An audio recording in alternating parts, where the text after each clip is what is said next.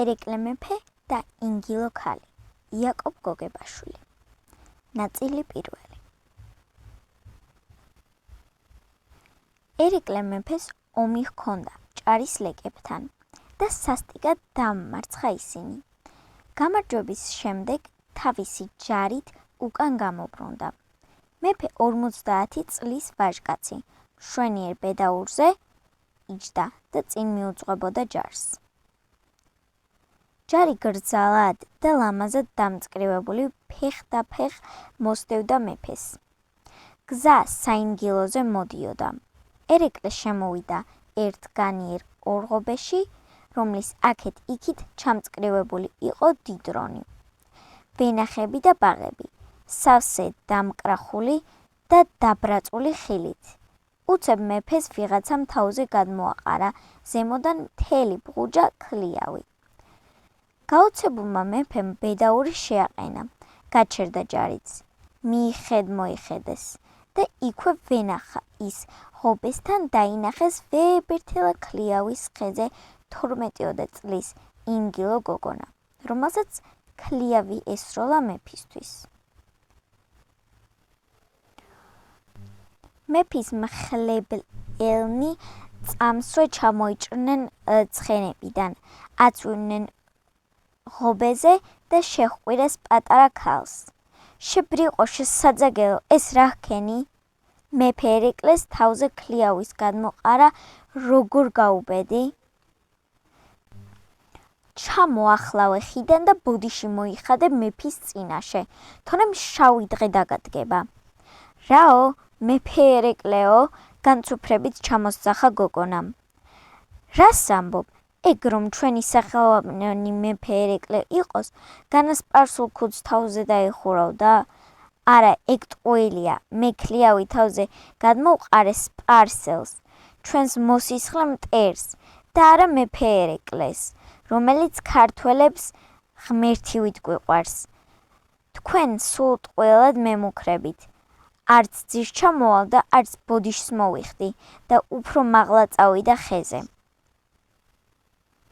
ეს პასუხი გაიგონა მეფე ერეკლემ, გულიანად გადაიხარხარა, მოიხადა სპარსული ქუდი, რომლის ტარებას დაეჩვია ყმაწვილობაში. სპარსეთში ყოფნის დროს შესძახა პატარა ქალს. ყოჩახ ქალო, მართალი ხარ, სპარსული ქუდის სწორედ რომ არ უნდა მეხუროს. მე ქართველი მეფე, გარეგნობითაც ტანის სამოცითაც ქართველი უნდა ვიყო, კარგი ჩინებული დარიგება მომეცი შენ მაგ ქლიავის სროლით, ბარაქალა შენს ქართველ ქალობას. ამასთან ერეკლემ იკრა ჯიბეს ხელი, ამოიღო მთელი ბღუჯა თეთრი ფული, მისცა თავის მხლებელს და უბრძანა. საჩუქრად მიეცი, ეს მაგ სამაგალითო ქართველ გოგოც უნასაო. გოგო ახლა მიხვდა თავის შეცდომას და ძლიერ შეწუხდა. საჩუქარის შორს დაიჭირა, ცივ უარზე დადგა, მაგრამ მხლებელმა უთხრა. მოსარბილებლად, განა მეორედაც გინდა აწყენინო მეფეს, მეფის წყალობაზე არის თქმა, ვის გაუგონია?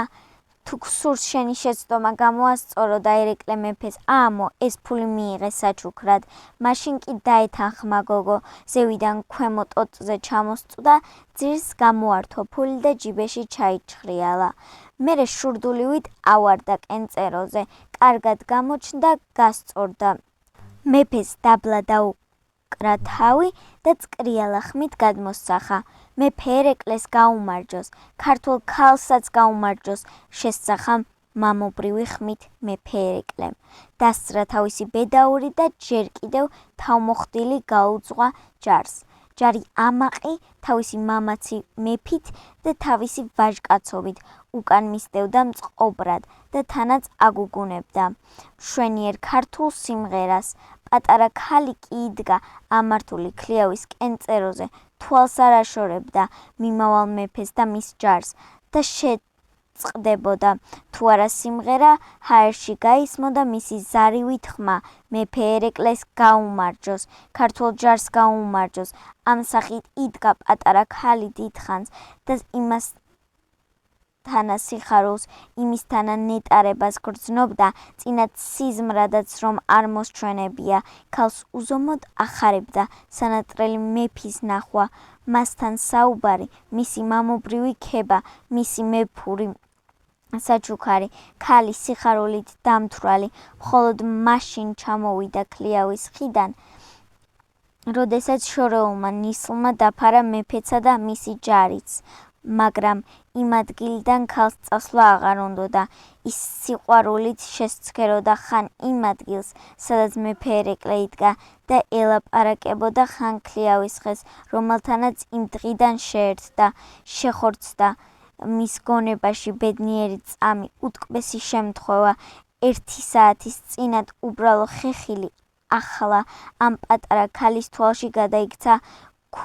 გულითად მეგობრად, ძვირფას მოკეთად, თითქმის კეთილ სულიერად გადაიქცა, სამუდამოდ საუკუნოდ, ბოლოს გოგუცუნა გამოფხიზლდა ჭარბი სიხარულისგან, მოაგონდა თავის დედ მამას და მოკურცხლა შინისკენ, რათა ეხარებინა მათთვის თავისი საარკო ბედნიერება.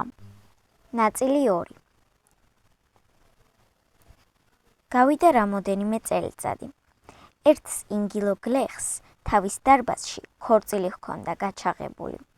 დედოფლად იყო ჩვენი ნაცნობი ინგილო ქალი, შეღერებული და ისეთი ეშხიანი, რომ კაცი თვალს ვერ მოაშორებდა. მას გვერდს უმშვენებდა ერთი საუკეთესო ინგილო ვაჟკაცი, ფერი ფერსა მადლი ღმერთსა, ფიქრობდა და ამბობდა ყველა, ვინც კი ნეფე დედოფალს ერთად ხედავდა. დაიწყო თუ არა საქორწინო ლხინი, თამადამ ბრძანების კილოთი წარმოთქვა ხმამაღლა, სმენა იყოს და გაგონება. ეს ღმერთმა აცოცხლოს და ადღეგრძელოს, ჩვენი გმირი მეფე ერეკლე, გამარჯვება ნუ მოაკლოს ლეკებზე, სპარსელებზე, ოსმალებზე, სამხრეთსა და ჩრდილოეთზე. ადღეგრძელოს, ისეთი აღტაცებით შესწახეს სტუმრებმა, რომ კაცს შეეშინდებოდა, ჭერი არ ჩამოინგრესო. სწორედ ამ წუთს უცებ გაიღო დარბაზის კარი. შევიდა ერთი უცხო ვაჟკაცი, მშვენიერ ტანის სამოსში გამოწყობილი და სალამი მისცა. აგაშენოთ ღმერთმა და აბედნიეროს ნეფე დედოფალი.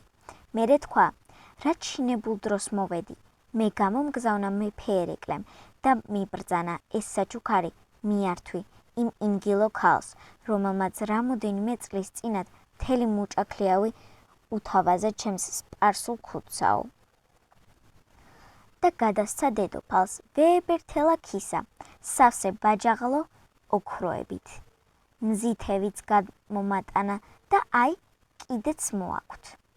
და ამ დროს კარზე მოადგა რამოდენიმე ურემი.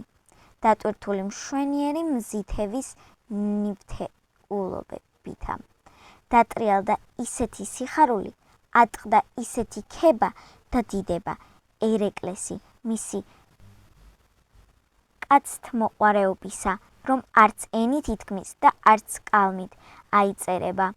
არ დარჩა არც ერთი ლექსი იმ მრავალსადიდებელ ლექსთაგან, რომლებიც ერეკლეზე იყო გამოთქმული, რომ არ ემღერათ სტუმრებს უსაზღვრო აღტაცებით მღეროდნენ, კაცნიც, ქალნიც, დიდნიც და პატარნიც და ადიდებდნენ მეფე ერეკლეს. მეტადრე დედოფალი სწორედ 64-ის ნეტარებას გრძნობდა. ისე მზითავი არ ახარებდა, რომ როგორც ყურადღება სათაყვანო მეფისა. ეს ხმა ფიცხლავ გავარდა მთელ საინგილოში და ყველა ინგილო ქალი თუ კაცი მზითევის გამოგზავნას მეფისგან საკუთარ პირად ჯილდოდ თვლიდა. მთელი საინგილოს დასაჩუქრებად მიაჩნდათ. ეს განაპირა კუთხე საქართველოსი მთლად აივსო მხურვალე მადლობითა და უზომო ერთგულებით მეფისადმი. ნაწილი 3. ამის შემდეგ განვლო კიდევ 25 წელმა. ყწანისის ველზე თბილისის მახლობლად საშინელი ომი იყო. 5,000 ქართველი ებრძოდა სამშობლოს დასაცავად. 70,000 სპარსელს. თითქმის 80 წელს მიღწეული მეფე ერეკლე ჯერ კიდევ მხნე და გულადი ლომივით იბრძოდა და თავს სრულიად არ ზოგავდა. მისი სიცოცხლე ყოველ წამს საფრთხეში იყო. ხან მის ახლო, ხან მის გვერდით, ხან მის წინ იბრძოდა. სხვათა შორის ორი ახალად შეღერებული ვაჟკაცი, რომლებიც თავიანთი საოცარი სიმამაცით და თავგანწირულობით ყველას ყურადღებას იპყრობდნენ, ყველას აკვირვებდნენ. არაერთხელ აქციეს მათ უკან მტერი მეფეზე მოსული, არაერთხელ მიუშურეს მათ საკუთარი მკერდი მტრის ტყვიას და ხმალს მეფისთვის დამიზნებულს, არაერთ სპარსელს დაუბნელეს მზე, მაგრამ თავიანთი სიცოცხლე კი შესწირეს მეფეს და საქართველოს ორივენი დაიხოცნენ კრწანისის ველზე. გმირული სიკვდილით მეფე ერეკლეს თვალწინ ვინ იყვნენ ეს ვაჟკაცები? ესენი იყვნენ უფროსი ვაჟიშვილები, ჩვენი ნაცნობი ინგილო ქალისა და ნათლունი თვით მეფე ერეკლესი. დედას მალე მოუვიდა საინგილოში ამბავი, შენმა შვილებმა დიდი ვაჟკაცობა გამოიჩინეს, არაერთხელ გადაარჩინეს სიკვდილს თავის ნათლია მეფე, მრავალ სპარსელს დაუბნელეს მზე და თავი შესწირეს მეფესა და საქართველოსაო, მადლობ, ხურვალედ ვმადლობ უფალს, რომ მან აღივსა ჩემს შვილებს გმირული სიკვდილი, სიკვდილი სახელოვანი მამული შვილებისა, წარმოთქვა დედამ იმის თანახმით, რომელშიაც დიდ ნუგეშთან ერთად ცხადად ისმოდა უღრმესი და უმწარესი დედობრივი მწუხარება.